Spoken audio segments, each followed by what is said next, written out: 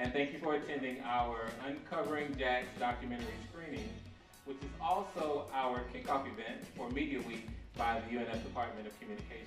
We're forcing the existing population out of a community. And it's lost the luster, the character, and that's my view of it, that the city did not help revive that neighborhood in the way I think they could have. That's what was lost, a community, a neighborhood, knowing each other, not wanting we would see each other anymore in Brooklyn. Oh, Uncovering Jacksonville is definitely teaching students to be appreciative of the rich history here in Jacksonville. So many people don't realize that there's so much to Jacksonville and so many incredible things have happened over the years, and it's just great to see students actually taking an interest in learning about it. History is just great stories. You're making it right now.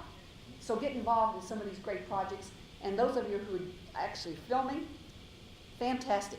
Because as Richard Norman said, if a picture is worth 1,000 words, how many words is a moving picture worth? Welcome to this session on global diversity, global and national diversity, or domestic and global diversity. When you deliver communication, you think that it has been delivered and they understand it. But if you're not speaking in that person's language, complete different, it's a disconnect. And so it's half of the battle giving the message. And that's where diversity comes in, because what works for you doesn't work for her. With new technology and just the way our world is going, it is so large, yet it's becoming so small because we rely on each other, and we have the abilities now to work with folks from all over the world for just to make this world a better place. Diverse people and voices help with that. Absolutely, diverse places and people help bring new ideas and expand our horizons, and we're able to share resources. I thought this description of the press as the enemy back in February 2017 was just a one-day thing, but now it's every day, and it needs to stop. Because they're enemy of the powerful. Enemy is not the right word. They're in opposition to the people they're asking questions of. And people simply just can't agree to the idea of a fact. So it does make us somewhat now the enemy. I would say that I think that we'll never become the friend of the people. Which is a good thing. Yeah, which is a good thing. That's exactly right. I think what you're going to see is the intensity is going to come into waves up and down. And it's not going to be as fashionable to say that they are the enemy of the people as it is right now. We're under attack. There's no question about it. It's also very difficult because there are so many media outlets now, with so many of them having different points of view, of course, that you're not going after a single entity. One of the things that we recall, for instance, going back to the Nixon years with Watergate, all of the attention, the negative attention was put on the Washington Post because they were the reporters, Woodward and Bernstein were the reporters who were following the story and breaking the story every day. But today, many more media outlets are becoming the targets of that because, well, we're becoming more polarized, I think, when it comes to our political leanings as well, and that lends to probably a more dangerous situation than what it has in the past. And it's all been undergraduate panels, but now that the master's program is really up and running and thriving, we thought we'll do some panels that are just for graduate students. Some undergrads are, maybe in the audience also, but really it's focused on our master's, which is in communication management. It's a very focused professional degree. Okay, if you had 2 months to write a term paper, when did you start working on the 2 months? Okay, and you can take that into almost any task. And a few things I would consider in a management role is to be a good listener. What I've found is while I can set up, what we're trying to accomplish and facilitate good conversation, I found that being a good listener is one of the most important things. Some people are more prone to be outward with their ideas, some you have to pull it out a little bit more, and just because someone isn't as engaging and as talkative doesn't mean they don't have amazing ideas. What I find is the best way to get the best out of the people that you're working with is to try to find what they are most passionate about and match them to what your needs are. So in my world of journalism, If I try to get someone who's really passionate about criminal justice to write about budgets in government, they will do it because everybody's a good team player and they'll do it, and if you have to do that, then certainly everyone will.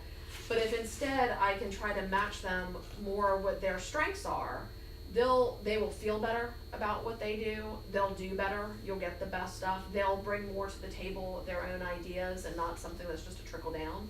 The thing that I think would be a big do, that I wish someone had told me when I was sitting in your seat, is to learn, and you can, learn the skill of how to think strategically.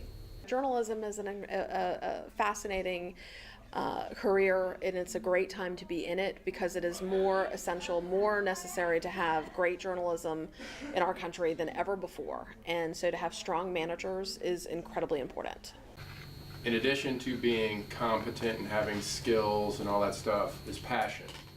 You really have to want to do this. And sometimes you have to do it on your own time.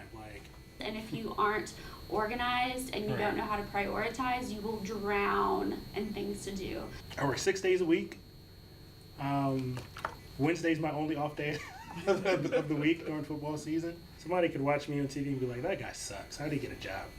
And somebody else can watch him like, why isn't he on ESPN already? And you're literally watching the same exact thing. So the challenge is, how do we get people to associate that there is value in what we do? There's value in what both of us do. The fact that the truth is debatable these days, I think, is very frightening to me, because that if what I do, if what we do is no longer seen as a value, as essential as the Fourth Estate, then that makes the opportunity of these new funding models and interest in investigative reporting, that puts that in jeopardy. A lot of people, somebody told me a long time ago, like, who you know will get your foot in the door and which you know will keep you there. I hope they get out that being a young woman or a young man in advertising, that there's such a great impact they can have on their various clients, and they can really make a difference in their agency by starting small and learning all the great tools of the trade. When direct marketing is needed, I wear that hat. When we need another account person, I'm wearing that hat. When we need research and it's not my client, I'm wearing that hat. Do I have my own clients? Yes. Oddly enough, it's the St. John's Cultural Council in St. Augustine. So yeah, you end up wearing many hats, even though you may have a title that says one thing. Resumes are very, very important, but there are inaccurate informations, misspellings constantly, but half of the people show up with no resume. And let me point out also about the resume thing. The resume is not how you get the job. It's you that gets the job. It's not what's on the paper. The paper is a good sort of summary of your background. But don't rely on the resume, even looking for a job, to get a job. It's meeting people, talking to people, and letting them get to know you. Yeah, I think the resume thing is pretty critical, but it's not the thing. What a lot of the successful candidates have been able to do, the ones that didn't have a lot of experience in the job market, is pull up some of those team examples and show how they were able to, pull it out at 2 a.m. or whatever they were able to do, or work with difficult team members, because collaboration is so important. Don't take a job as a builder. Even if you're going to make a few more cents an hour, get a job in production. If you want production, close your eyes, grit your teeth, say nothing else matters, this is what I'm going to do. Don't divert your attention to doing other things that are going to take you away from production.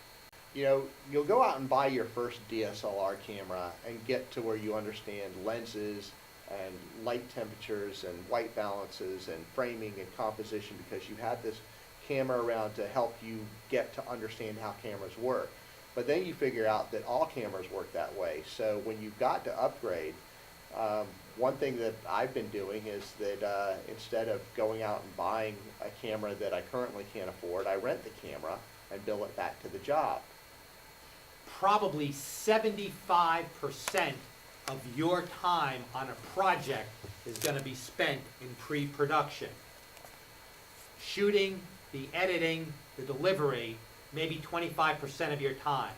So what that means is the planning, the organizing, the budgeting, the scripting, the storyboarding, the scheduling, the meeting, and the planning. That's where you're going to spend the most time on a project. So you've got to know what is involved in order to get that project done, because the more organized you are before you roll video, before you make your first edit, the better that project is going to go. PR people have a lot of responsibility to guide companies, to help, to be the, to understand everything that's happening in our world, whether it's news or, societal changes, culture. I mean, it's amazing how many things the PR people are, trusted with and responsible for. I've been doing this 18 years, so it doesn't bother me, but I think when you first start working in PR, you realize, like, these CEOs have to trust their PR people, and they're relying on you to know everything that's happening in the world, and, so you can position whatever the thing is that you're working on. I think that you really have to know you have to know a lot, and your responsibility is really high. We are ghostwriting blogs for clients, we're writing our own email newsletters, we're writing our social media, we're writing some of our clients' social media, we're writing, on rare occasions, press releases, very rare occasions, but we're writing lots of pitch emails and that kind of stuff. When we would screen people, the number one thing we cared about was the writing test we made them take, because that's something that's incredibly hard to teach. You either have it when you come in the door or you don't, because we didn't have time to teach it. So I would focus on being a fantastic writer. Even on our social media team though, writing is so important, and often it's even harder because you write on platforms where you have 140 characters or less. It's so much harder to write shortly, succinctly, than it is to, write 3 pages. I'm sure any of you could write like a novel length essay right now, but to boil that down to 140 characters actually takes a lot of skill. I think that is a lost opportunity for a lot of people. Like, you don't realize you can truly create your own destiny. You may have to switch jobs a couple times, you may have to have a very flexible mind, but if you're open to possibilities, open to going, holy crap, what did I just commit to? I think I kind of offer a little bit different perspective because I did recently graduate. I know what you guys are going through. I know that it can be tough to figure out what you want to do. It can be tough to try to find connections. I think everything I did in college definitely defined what I'm doing now. Every single opportunity I took advantage of seemed to lead into the next opportunity. Everybody's busy, but you can always carve out the time. So I would usually start out with saying we would do at least connect monthly, if not weekly. It's all up to you. It depends on where you're at in your experience and your course and your journey. People love to give advice. Look at us, right? They love to talk and give you advice. From now until summer, what I would do is start talking to the kinds of organizations where you would love to work. So, and this is it's not that I'm here for a job.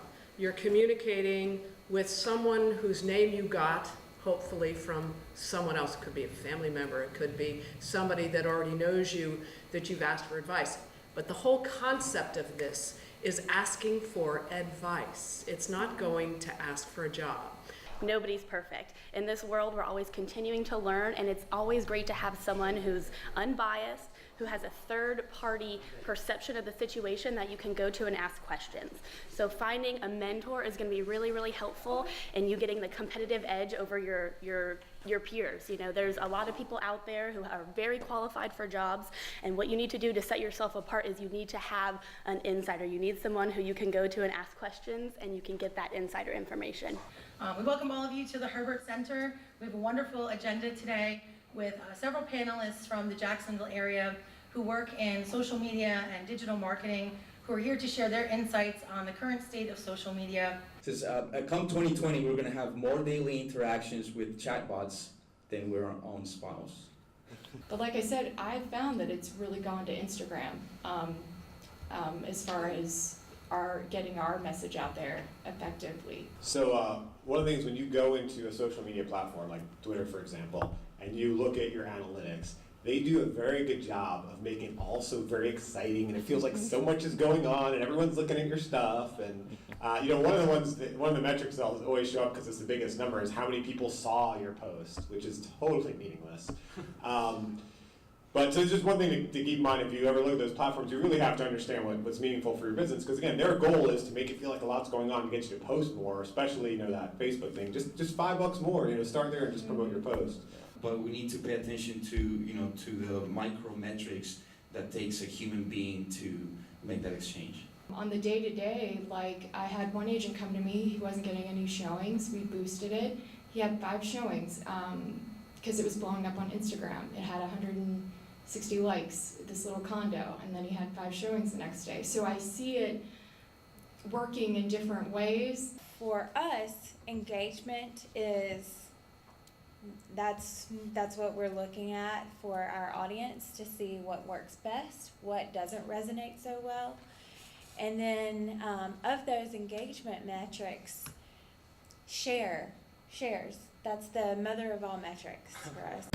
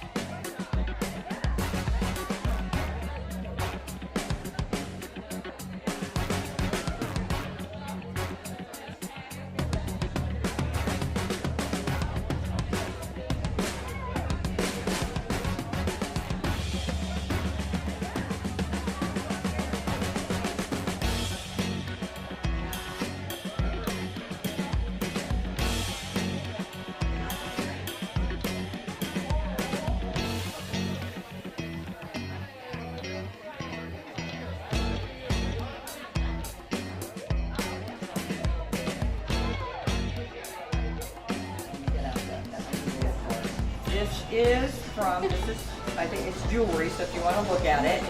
And Twig and Vine was created, this is where it's from. Twig and Vine was created to alleviate poverty among women, especially in the region of Panama.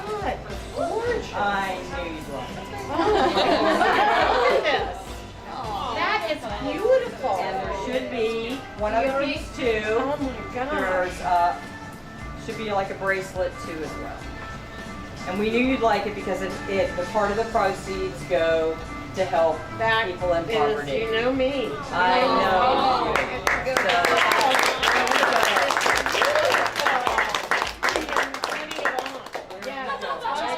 Gorgeous. Thank you. And also thank you to all faculty members, and thank you to the wonderful students who I've known throughout the years. I mean, you're my heart.